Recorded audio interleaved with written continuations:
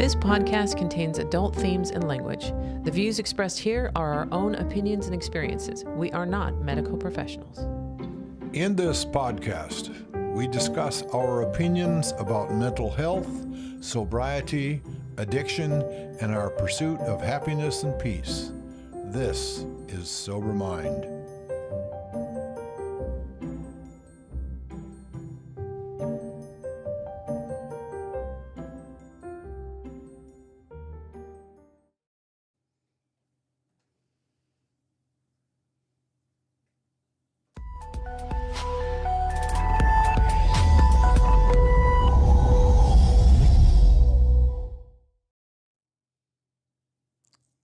Oh, yeah. Good morning, everybody. Good morning. Good morning.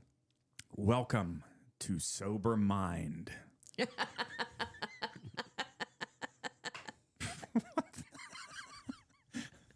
My name is John. Yeah. My name is John. I'm Judy. I'm Patrick. And we have I'm Lisa. Lisa's joining. Yeah. Okay. I'm excited about today's show. Good morning, everybody. Good morning. Morning, Michelle. Morning, Fem. Morning, Odie. Yeah, Odie. Late. Okay, speaking of Fem, next week, are you guys ready for this? I don't know Yeah. if you're ready. Shoot it. Are Lay you it ready? on us. Okay, next week we have a very special guest joining us.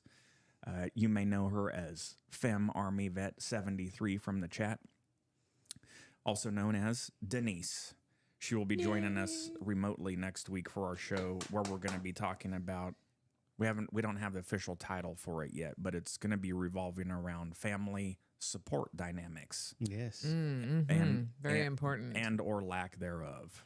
So she's got a lot that she would like to discuss on that front, and so we're going to get into it. And That's a good topic. Makes my heart happy. yeah, Yeah. very apropos to what you're Yeah. It's very, very, very important. All right, but as usual, before we get started, we're gonna go round robin and do gratitude discussion. Oh, Volume is very low. All other YouTube vibes are like 500% louder. oh man, Check 1, 2. Yeah, we're not. We're not peaking. Oh, man. Thank you, Odie.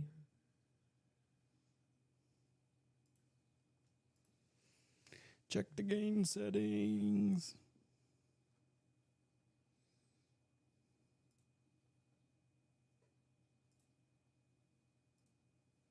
hello. No, that's not good. No. Oh, man.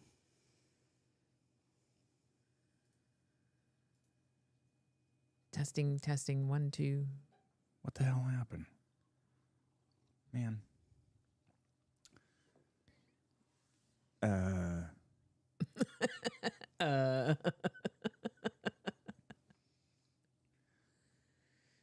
How's our volume coming across to you, Lisa?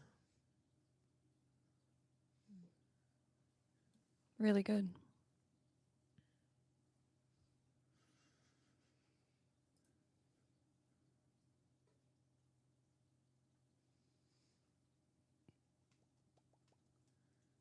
Give us just a sec, folks.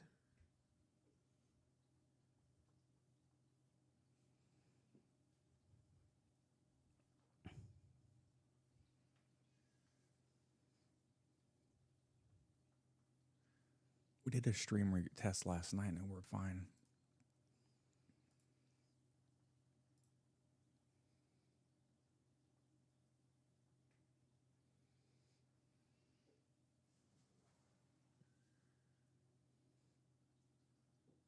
Patrick, any ideas? If it's all coming through the board, I would look at the gain through the board. Just send it some more juice.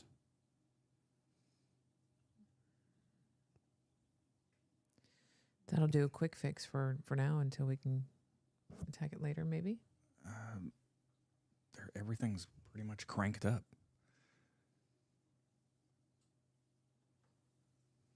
Hello. There you go. Odie, can you hear me? It's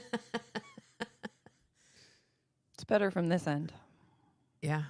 better levels. Something we can look at. I think it's Ooh, that's better. Fem says, ooh, that's better. definitely Yes. manageable right now, and we can take a look at it. Take a look at it later. Yeah. Got a quick fix for now. I'm a little short on time today. Okay. Gotta. Ooh, coming in toasty hot. It's all good. Okay. Band-Aid until after the podcast. Yeah. Okay. Well, we didn't do anything different, which is frustrating. Odie, I think we're going to move to Streamlabs. I've just had it. Okay. Anyway, so let's talk about gratitude. This morning, I was thinking about my gratitude, and just once again, I'm just happy to be sober. I feel good. Yeah, I'm able to articulate my own thoughts and emotions, even though they're not always where I want them to be. I feel good. That's a good one. Yeah.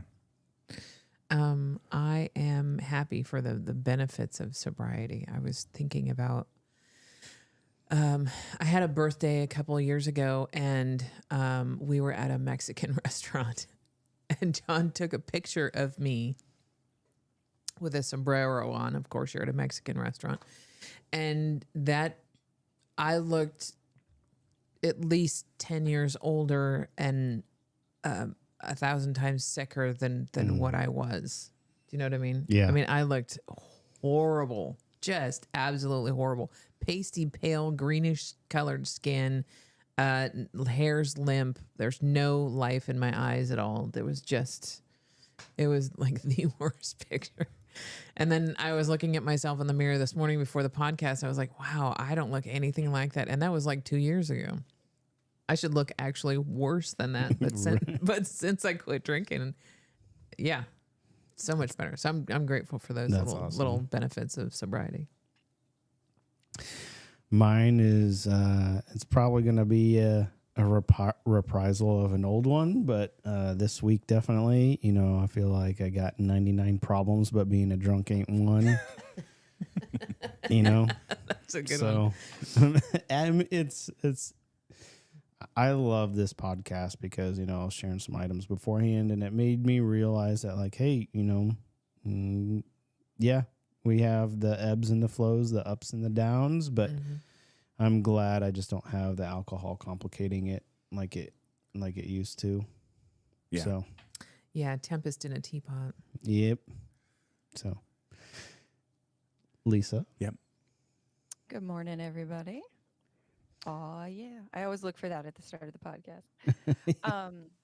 Yeah, super grateful. It's really warm and unseasonably so in Minnesota, which is super, super, super exciting. So, Yeah, we had a good stretch all the way down here too.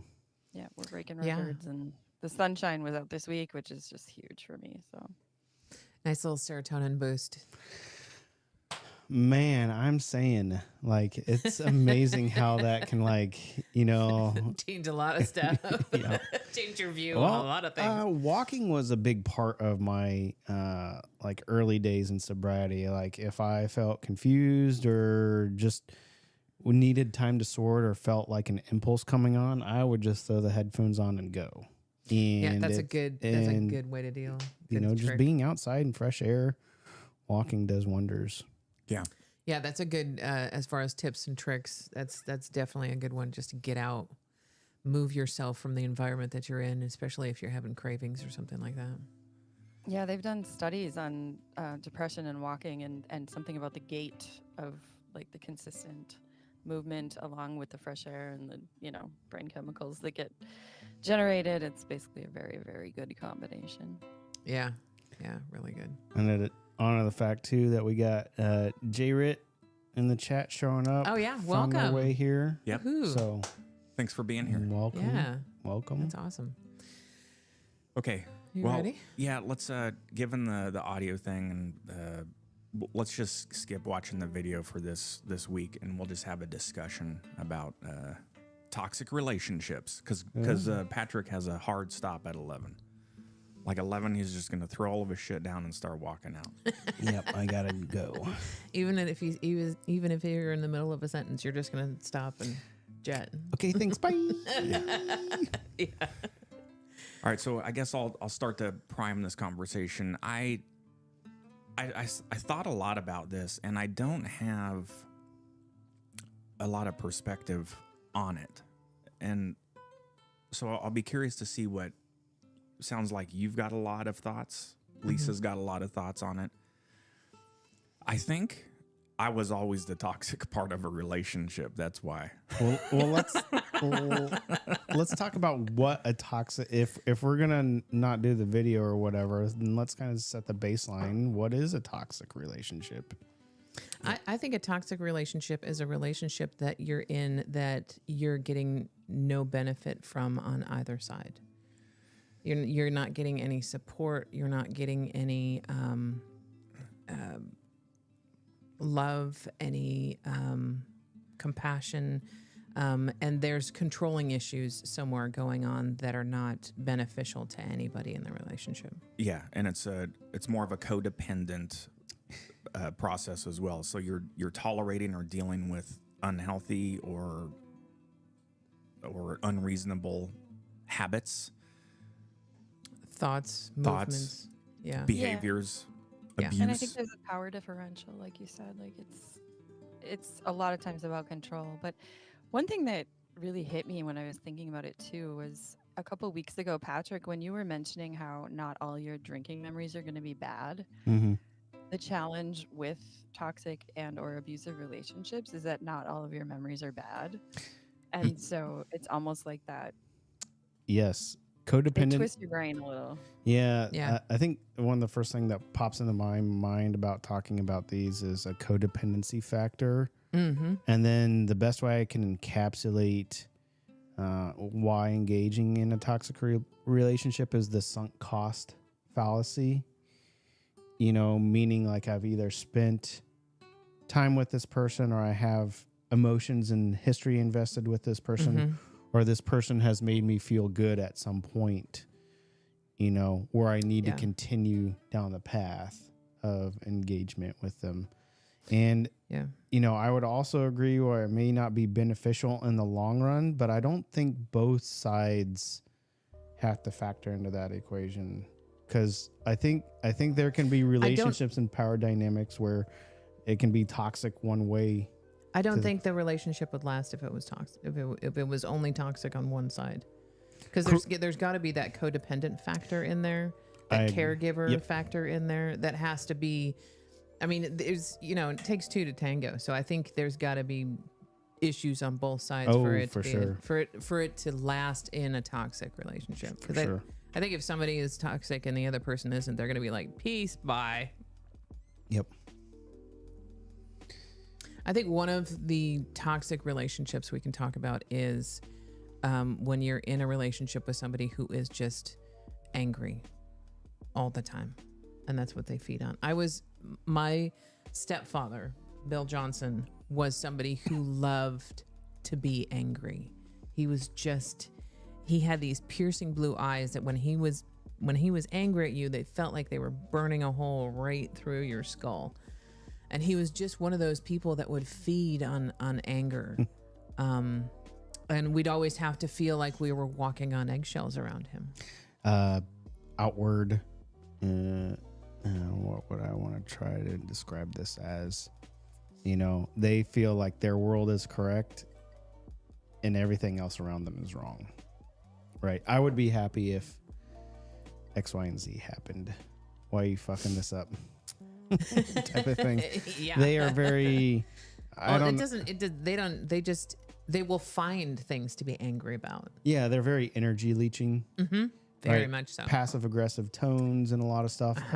Common traits of these toxic relationships would be like gaslighting, right? Backhanded compliments. Yes. Is a big key there. And then like you're really good, but you'd be better if you did this. Right. And then the another good part is the the ever moving window of acceptance, you know, because to keep that relationship still going, they may be angry all the time, but I also guarantee those types of people would show what you would felt like as a genuine, heartfelt moment or a breakthrough. Like you'd have a breakthrough every now and then. You're like, oh man, that's, you know, they'd give you just a small glimmer of hope. Yeah. And then everything flip. flip Yep. back. Yeah. You know? They like to have that, they like to have that control or that feeling of you have to be walking on eggshells around them and always on your guard around them. It's definitely a control issue, a power issue. And the apologies are, I'm sorry, you have a problem. Yes, yes, that's another toxic relationship. I'm sorry that you're upset, but that's, you know. I'm sorry, not sorry. Yeah. If you hadn't have done that, I would not be upset at you, and you would not be in this issue. So in the drama triangle, we never went through the drama triangle with you here, Lisa, but it was a nice little modeling system that helped describe codependency. And there's 3 types of relationships that would feed off of was the victim, the persecutor, and then the fixer, rescuer, the rescuer. And how we could slide in between those. Oh, yeah. But we'd have main roles. But I think what you're describing, you know, is definitely a lot of persecutor type of traits. There's also on the flip side, you have those people who need approval. The people who constantly need approval, and they're devastated when you don't approve of them personally. There's also that type of kind of a toxic relationship. So at the core of toxic relationships, I was looking at this, you know, within the drama triangle and then other traits that we're going to talk about is a fundamental lack of trust. Yeah. And that goes and how it focuses on different parties is how the relationship manifests. Right. So that persecutor person doesn't trust other people. Okay, well, they first of all don't know how to trust themselves, but it manifests as like I don't trust other people. Meaning, like I said, my way of the world is correct. I would be happy if you would just stop acting this way, or like I need you to do this, and like I'm just angry all the time that the world is not fitting with my idea of how it should unfold. I don't trust anything else. Which basically means I don't accept you the way you are. You Right. need to change to fit my criteria. Yep. And then the other one that you were, you know, that's very shades of victim dynamic in the codependency is like, you know, hey, can you check on me? I need this. I need your approval. you know, they're very energy intensive. Another energy sucker. Yep. Yeah. Those are people that don't feel really confident. Hi, Cujo. That don't feel really confident in themselves. Yep. So they constantly need you to approve of them. Yeah. You and I had a very toxic relationship for the greater part of our 20 plus year marriage. We did. I was the one that needed your approval. Christmas. Aunt Kathy's. Yeah. that was a prime example. Well, I was going a different direction with that. Our alcoholism Oh yeah. was wildly unhealthy from both perspectives, and we I think we manipulated each other into giving ourselves or giving each other justification in order to receive justification. I think I agree with you, but can you elaborate a little more on that one? So I would do a manipulative check-in with you to make sure that you were still good with getting drunk so that I could stay drunk. Yes. If that makes sense. Yes. Okay, a real good example is there was times when we would be binge drinking for several days and you would take a break.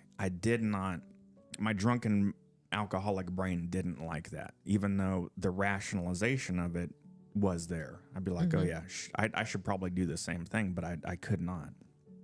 I would not. So I took offense to you not drinking. There was a huge sense of relief when you would crack open a beer or smoke some pot, because then it would give me the justification back of, I know it sounds super cliche, but oh well, see, she's an alcoholic along with me.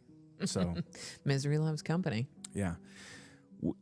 Judy and I had this discussion after probably about a good 6 months after we got sober, and Yeah. we realized that in the last 2.5 years, our relationship has been something that it never was in the past 2 decades. It's been refreshing. It's really nice to be able to reconnect and have intimate knowledge of each other's conscious, if that makes sense. It's difficult to articulate. Sober this. conscious. Yeah. Yeah. And heads up, sometimes it goes the other way. These kind of relationships, once both parties get sober, they can end up splitting as well, because they realize, hey, we really, really fucking tore each other up for the last couple of years, and I need to go be with myself to figure out what's what. Or they come to the realization that they weren't the fit they thought they were, right? Yeah, the only common denominator was the alcohol, Right. or the drugs. And then once one of them or both of them get sober, they realize that, ooh, you know what? You're a nice person, but I just want to be friends. Yeah. Welcome, Aster. They've got a good comment there about their friend and the toxicness. Okay. I thank you, Aster /Gallo, for bringing this up. Her last statement of like, but I would be lying to say I don't miss her every day. Here comes the complicated part of toxic relationships and codependency, is the attachment, right? Yeah. Because Especially if there's a lot of history there. like alcohol, to be honest, like I said, not all, that journey's tough, because at a certain point when you realize like you can make alcohol the villain in your life and just be like, you're the devil, Bobby, like just get out of here. But it was tied with a lot of positive memories too. Yeah.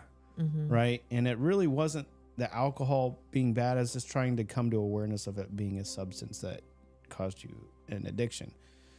What I'm trying to say with this is, so too with the toxic relationships, there are behaviors in there, but that doesn't mean, this is kind of like love the sinner, hate the sin type of concept, is, when you realize a relationship has turned toxic and it is in your best interest to leave, it is one of the hardest things to do, because you have to go through a grieving process. The relationship that you thought it was, where you would get validation from that person, like, is no longer there. You have to move on from that part of your identity, and it sucks. And it also can be very scary. Yeah, it's unknown, right? This is the only place I tried to seek validation. Where do I seek it from now? Yeah. Like, It's very hard, especially when you're in, you care really deeply for that person. It's hard to let go and realize that you have no control over what they're doing in their life. right. So You've got no control over how they're going to react, what they're going to do. And that's a huge thing to try and wrap your brain around, is I have no control over that person. Even though I've made them laugh before, I've made them be nice before, I've, gotten appreciation from them before. Those are nice, but those are not your control. A good example is, there's many people who have toxic relationships with their parents. And I know at some point, like, even if you come to the realization like, hey, this relationship isn't good for me, I need to move on, then there's a lot of weird feelings that come with it. Like you don't immediately come out and say like, I'm a better person, I'm moving on, I'm, that relationship's not good for me, they're evil. There's some stuff saying like, all right, so they're broken, and that's all right, but am I a bad son now for moving on from that relationship? Yeah. Right. You know, it's Yeah. like, you know, all these attachments to identity, they may be, you know, shitty parents, but like, does that make me a bad son Or a bad friend? A bad friend, you know, like that Or, person's got a bunch yeah. of issues. Does that make me a bad friend if I move on? Mm-hmm. Right. All these items of identity get wrapped up into it. And this is the sunk cost fallacy that is so entrapping in these toxic relationships. I think, sorry. No, go ahead. Jump in. I think sunk future too, because a lot of, like we talked about last week, grieving what wasn't is almost, Or what could have been. in some ways can Yeah. almost be worse than grieving Yes. what happened, because like I planned my whole life to look X way and this person was in there Mhm. or whatever. And now if they're not there, your whole future's in question in certain ways. You have to kind of revamp Yeah. it. And it's rarely a clean cut. So No. there's trickling, you know, but it's almost grieving like what you thought your life was going to look like isn't a thing anymore. Yeah, it's funny how our identity reaches from the past and into the future too. Like, you know, we project ourselves into the future, how we see ourselves now. Yeah. Right? Like Yeah. you're saying, like, I am a, you know, I am a good spouse. I am a good, you know, husband or whatever. And then you project yourself into the future, building around that. And, you know, if that was a core of your identity and you go through a split or, you know, paths change, you're like, well, what am I now? Yeah. Right? Odie actually brought up a good point. He said what Judy listed, all those qualities, they use them as a door to manipulate us, which is just spot on, especially people who are really good at manipulating and can press all of your buttons that they know that they can get to a response from you and get you to do what they want. Master manipulators. Yeah. Yeah. That this is the part of, you know, I want to make sure that we're staying in the realm of codependency traits, because I agree with you, Odie, but it's not like some person from like the evil scientist lab sitting on the other side, you know, going, yes, they're going to do my bidding. Right. You know, they are people that just seek validation too. They just merely use the tools that they have learned and that they have been I don't know. bred in. I've come across some pretty good master manipulators. For sure. But but they keep that, you know, how can I say this? Like the ones that are very, the ones that isolate themselves from connections from others, but use connections of others to their advantage, those reveal much more narcissistic tendencies. Yes. Meaning they turn inward more. Like What can I get out of this? Yes. Yeah. It's very transactional. And that's how they validate themselves, is like, I can get this person to do X, Y, and Z. Therefore, I'll make myself better. Like, let's just be honest. They're broken people. They're just, you know, to think, but that's them affirming their worldview. That's them doing the best they can, to be honest. Like I said, it's not. They're working with the tools they have. Yeah. You know, and that's what the scary part is with this is, you know, everybody wants to think that they're going to be Luke Skywalker and save their dad, you know, at the very last minute and, you know, get the redemption arc, you know, but we can't, not, you know, that's the fixer in me speaking about these relationships, you know. And some people may be very self-aware in that, oh, I know they're a narcissist. I know they're just using me. I know they're gaslighting on me, but they're still good in them. I can fix them. I can fix crazy. yeah. You know, how many friends fix crazy. How many friends have we seen, you know, or even ourselves enter into a relationship with that awareness, you know, being like, yeah. Those are tough. Watching from the other aspect of that, watching a toxic relationship, especially with someone that you care about, because you know there's all those emotions. Like, how the fuck are you not seeing this? What, you know, you're being hurt. How come or why are you tolerating this? Yeah. We've gone through that. We'll name names unnamed for one of our good friends, but it's like, what are you doing in this relationship? And you've been there a long time. Yeah. And they keep going back, and you're like, I don't understand. Yeah, and it's tough because there's a whirlwind of emotion there too. Like, is it me? Am I out of bounds here, thinking that this is not comfortable, or what? I think it's boiling a frog, right? Like it's so slow of a process to become ingrained in that. And once you realize you're boiling, you're kind of. Well, I just to drop in, Jacob, which is Jitter. J-Rate. Hey, Jacob. J-Rate. Yeah. He will be celebrating 2 years tomorrow, which is fantastic. Congratulations, man. That is awesome. Have a coin. Yeah, get your coin, man. That is cool. That takes a lot. But that's a really sorry. No, go ahead. That's a really good statement, Jacob. We talked about that in the past, that it's something that happens to us as humans. We have preconceived notions. We hold on to the paintings of who we thought we were or who our friends are. And I don't know, Jacob, maybe if your quote unquote friends left and don't talk to you anymore, maybe we had that same bucket. A lot of us do. When I remember when we told a couple friends, we texted, hey, what are you doing? We decided to give up the booze. We'd wrap it in kind of a ribbon of whatever.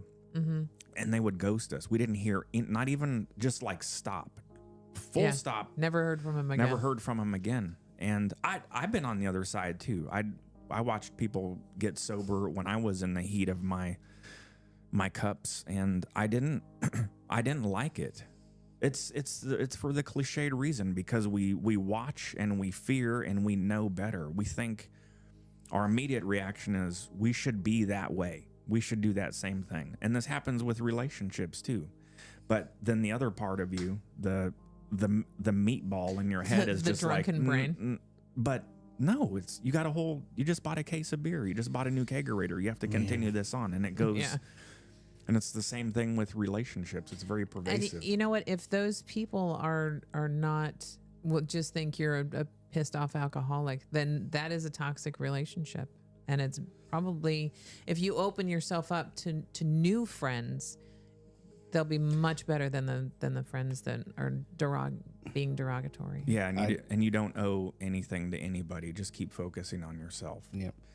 I don't own the actions of others. The best I can do is lead and model the way. And I think this is an important point in the toxic relationship, that, to my point of cartoon villainry, it's not just one person on the other side. Toxic relationships are, we have to learn to address our own behaviors in that in a positive light. And what I mean by that is, like, I too had friends that, when I went sober, would also think that I was just a pissed off alcoholic, and realize, like, that conversation in my head was hard because, I'm like, I'm doing something for me. I'm trying to get healthier, and my friends don't see that, and the friendship would suffer. And so I'm like, am I being a shitty friend? Am I a bad person?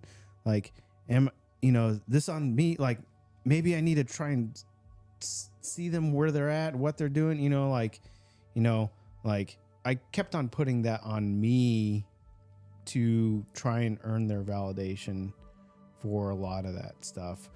And that was me avoiding, you have to learn to grow that trust. When did you finally realize that you didn't need their validation? Yeah, that's the work. That is the work. I said the underlying issue with all these traits is trust. The hardest thing that we have to do and learn is to trust ourselves. That's a learning to validate ourselves first, that it comes within and not from outside. So that way, that's the switch. We talked a lot of these are very energy vampire driven things, and we also talked about how to invert the drama triangle is to become a fountain, a more of like an energy giving, like being how to learn to be radiating outward and it begins inward. Mm-hmm. Learning how to trust and validate yourself and say like, look, my friends may have only seen the relationship as this. I know what I need to do to take care of myself. If they want to be part of that, or, you know, if we want to meet on certain grounds, then that is awesome. I am more than willing to contribute to that. But, you know, I'm not going to do it at the detriment of my own health. Mm-hmm. And I think that, that's the key. hard part is this, you know, I've always said that, you know, I think going through a bereavement process with nearly all of our emotions is important, or all of our attachments, because like at a certain point, if I say that to myself, like I can validate myself, I'm not going to put my health at risk doing this. There comes a point where I have to grieve the loss of the relationship as I thought it was. My model of perceived relationship life has to change. Mm-hmm. And that comes accepting the fact that like, hey, I may not have been the best quote unquote friend, but it's a two-way street too. And it's disappointing that they couldn't see me as trying to do something better for myself. Mm-hmm. And that relationship is now gone from what it was. And so you have to grieve that, accept that relationship is no longer what it was. And it's scary trying to like build something new. Like, you know, I know this is a big issue with a lot of people. Like, how am I going to make friends without the social lubricant? You know, going, how am I going to be a life at a party? Or like, nobody really wants to know me. Like, it's all this self-doubt or lack of trust type of dialogue. Inner critic starts bubbling up, right? And the best way to combat this is like, you know, I see you. It's the guy on the shoulder just being like, hey, I'm freaked out because I don't know what's going on. And whenever that happens, that doesn't fit my model of what's going to happen. So I don't know how much pain we're going to be in. I'm freaked the fuck out, man. Mm-hmm. You need to watch yourself. Go seek validation from somebody else. Let them tell you the world's going to be okay. And it takes strength and it takes patience to grow up that, you know, inner self to tell your inner bully or that inner critic to be like, whoa, hey, pump the brakes. You are not unlikable. You are not unloved. You just had, you know, a set of friends that was based off of something else that, you know, wasn't there. Off of the alcohol rituals. Mm-hmm. You know, you don't know what the future is going to hold, and you don't know, you know, you're going to have to relearn some tools to either find some friends or just socially engage. But I trust you can do that. Yeah. You know, once you believe, this is, I'm going back through my Atomic Habits book, and I'm in a section right now where they talk about outcome-driven goals and identity-driven goals. So we have 3 layers of more or less how our habits and identity interact with each other. We have outcome-driven goals. This is like, I want to run a marathon, and underneath that we build our processes to get to that. Mm-hmm. Right? So if I want to run a marathon, I'm going to train X, Y, and Z during the week, and that's what I'm going to do. And then we have our identity at the core of that. And when we say like, I want to run a marathon and that's my goal, you know, this is like a smoker's trying to quit, and somebody offers them a cigarette and they go, no thanks, I'm trying to quit. On the surface, that person has a goal of, I'm trying to quit cigarettes. But that statement says, I still identify as a smoker and I'm trying to be something else. I'm trying to abstain. Right. Mm-hmm. The other response that person could have is, no thanks, I don't smoke. Yeah.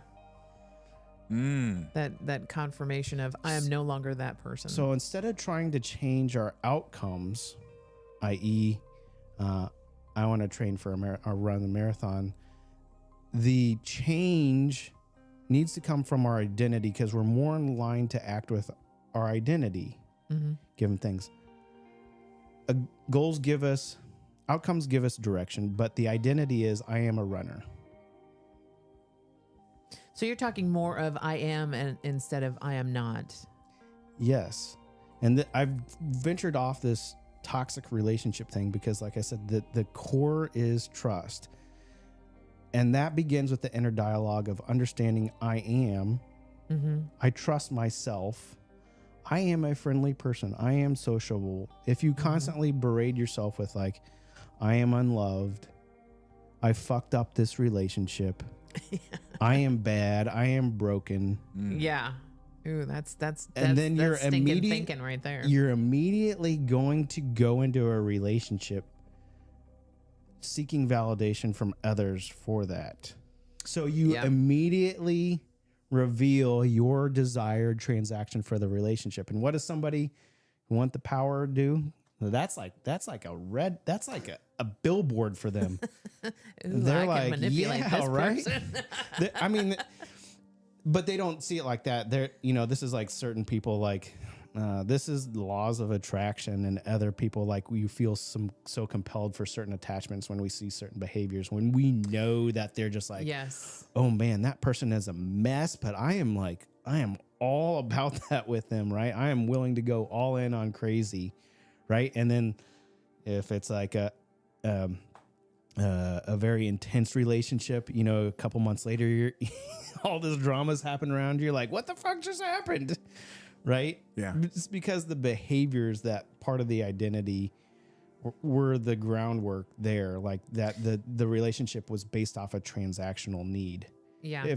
If that person, immediately came in and said, hey, I'm a lovable person, I'm validated, I got all this stuff within, if you want to be part of it, then so be it. But if not, Yeah, different strokes for different folks. It's very much the mirror aspect. What's going on in your environment is what's going on inside of you. So if what's going on inside of you is a whole bunch of shit, then that's what you're going to attract to you.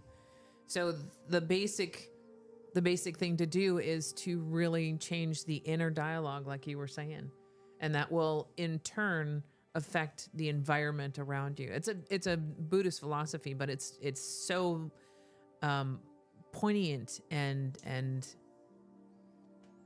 how do I have no more That's other good. adjectives for it, but yeah, it's a great philosophy, and if you can, it's not an easy thing to do because you have that that inner critic that constantly tells you that nobody's gonna like me, nobody's I'm broken and all that, but that's what's you're going to attract to yourself unless you change that inner dialogue. Yeah. Lisa, thoughts? Yeah, I think I'm going to harken back to the self-trust for a minute because I think it's such a huge piece going forward, because sometimes when you realize the relationship isn't anymore, occasionally you realize it never really was what you thought. And that can, I think, take time to get through, not just the grieving, but our society's like heal as fast as you can, right? Like I saw a book title once that was like, I'm grieving as fast as I can. And Victorian our society's era, like, Victorian era, like grieving periods of time that were ascribed. you get 2 weeks. You get and 2 you're weeks. If you're a wife, you get 6 months to a year. If you're a daughter, you get 3 to 6 months. If you get yeah, and it's almost like you need time, and I've heard statistics like for every 4 years of a serious relationship, you need 1 year to recover and stuff like that. But it varies, and I don't think there's a time limit on that stuff. I don't either. And I think it's always a process going forward. But when you're talking about getting to that point where you're like, okay, love me or don't, I'm still healthy with myself.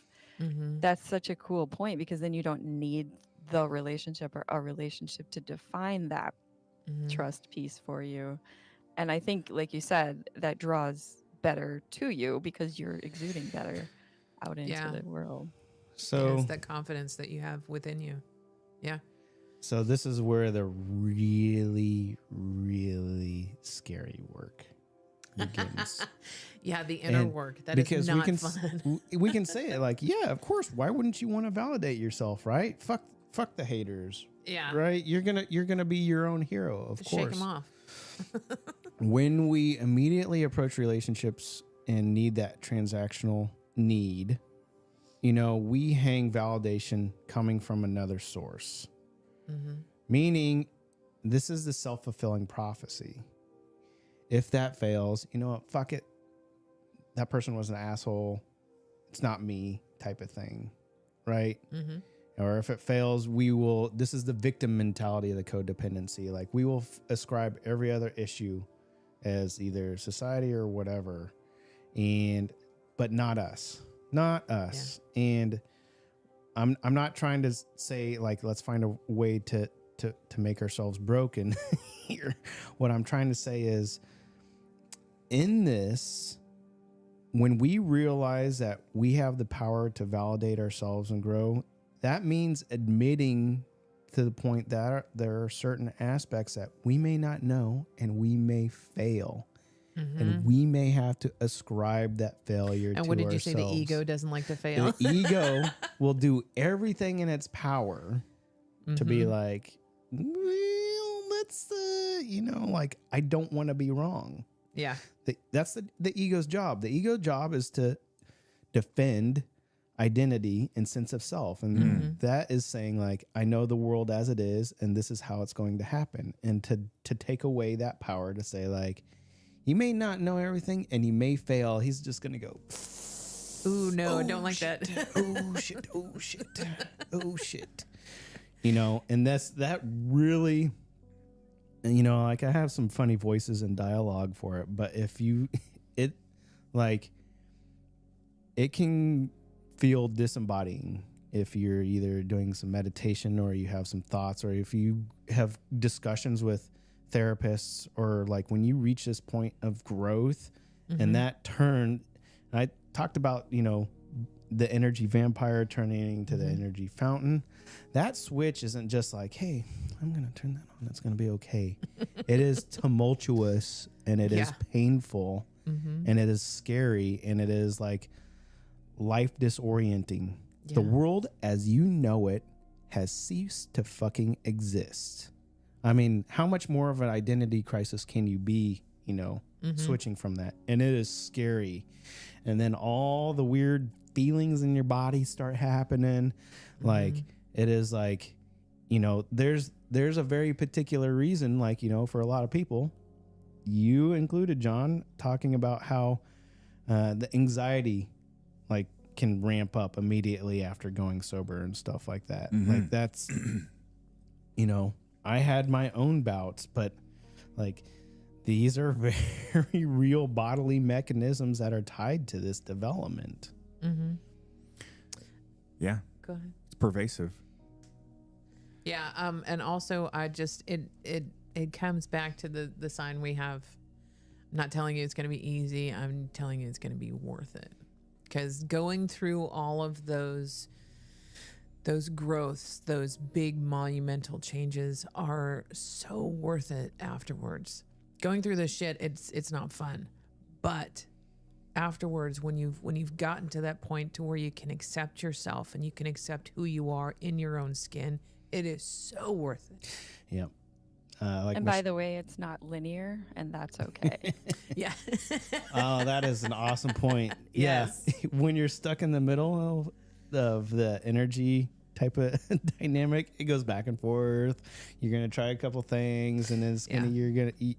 It's I'm a nerd, so I think of the triple point on the material scale, like of a compound, like ice. If you reach a triple point and pressure and temperature, it exists in all three forms.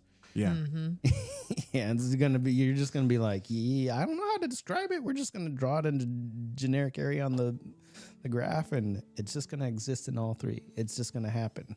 So it's Michelle put in a quote. Guy says, "Ego is not your amigo." That's right. I like that. That's and awesome. But I also want to point out, ego is not the villain either. Ego is where we, in our very early stages, like to live. We think that is sense of self. I, me. That's its job. I've always talked about this. Ego is the body's sense of trying to make sense of the world, make rules for itself, and it's always going to be from the protective of self. Its job is to protect self. Don't put your hand on a hot stove. It is fundamentally needed for us to navigate the world as we know it. But it has a bias, and ego may not be my amigo, and it may not be me, but he is needed in my menagerie of shit that goes on up here because he is the best advocate for me. I just need to get him to have a discourse with knowing that he's not the center of the fucking universe. Right? Yeah, and knowing that some pain we do have to go through. Yeah. To grow and to Yep. progress. We're gonna have to go through that hurt. We're just gonna have to go through it. Yep. Hey, ego, I heard you. Thanks for your input. Now fuck off for the day. This is the tiny block of building self-trust, right? Right. So when that person comes up and like, oh, I'm unloved, I can't do this, like I'm a bad friend. It's taking the power and time and awareness to like be like, hey, self, I see you worried about, an unknown future. You're worried that we got hurt. I appreciate you for caring that deeply. But we will be good. I trust myself. Yeah, I will be Thank okay. you. I see you struggling so hard to make everything happen your way. It didn't happen our way this time, and that's okay. That takes some practice. It takes a It lot of takes practice. a lot of practice. Yeah. We call that reparenting the inner child. Yeah. Yeah. Because it starts early, right? Like those patterns. Well, There's been a few times that I've in the shower, because that's where I do my best thinking, is when I have had to be the inner adult and talk to my inner child and say, you know what, you're gonna be okay. I got you. I'm here for you. I'm not gonna be the absent parent that I was earlier on in my life. I'm here now. I got you. It's okay. yeah, reparenting. I remember talking about this when you guys first brought me on, was like reparenting doesn't necessarily mean trying to fix what your parents didn't. It's not trying to say that there was a lack there. It means forever we built that validation outwards. Like, of course our parents are going to like teach the rules and keep us safe. And that's that, or they're interpreting the world their own way and they're trying to keep us safe for it. And we've always sought validation. And of course they're the teacher. We're like, all right, teach us the rules, validate me. And reparenting is, again, learning to do that for yourself first. It's not to say that your parents lack that. I mean, there just comes to a point where to do that for yourself only comes from yourself and no one else. And it's a learning process. Eventually, you're going to have to move out of your parents' basement. Yeah. I want to honor something that Jacob J. Ritt said. Feelings suck when you're used to being numb and angry. Yeah. Anger. I feel like the Hulk a lot. Like, that's my secret. I'm always angry. And for me, Jacob, like, I had to learn that anger was my shepherd of my feelings.